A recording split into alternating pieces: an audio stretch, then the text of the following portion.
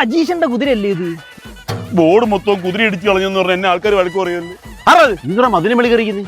അമ്മയെ തേങ്ങ മേടിക്കാൻ പൈസ തന്നായിരുന്നു. ഞാൻ പൈസ ലാഭിക്കാൻ വേണ്ടിയിട്ടാണ് ഈ അയ്യത്തിറങ്ങിയത്. ഇവിടെ ആകുമ്പോ തേങ്ങ കാണുമല്ലോ. ഇവനാണ് ലാഭേഷ് കൊല്ലം. അമ്മ പൈസ തന്നെ അല്ലയോടാ, ചിത്രം കാണിക്കാതെ കടയിൽ നിന്ന് പോയി മേടിക്കടാ.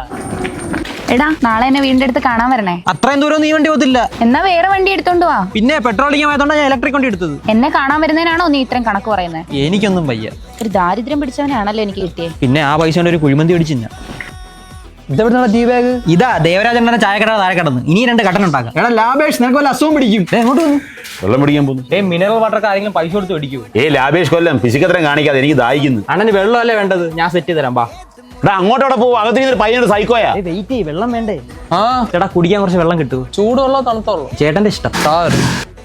വെള്ളം അപ്പൊ കൊണ്ടുവരും. സ്നേഹമുള്ള പയ്യനാ. ഇപ്പൊ ഞാൻ ചൂടുള്ളോ ചോദിച്ചേ. ഇനി വീട്ടിൽ കയറി കാല് ഞാൻ തന്നെ. പോടാ സൈക്കോ.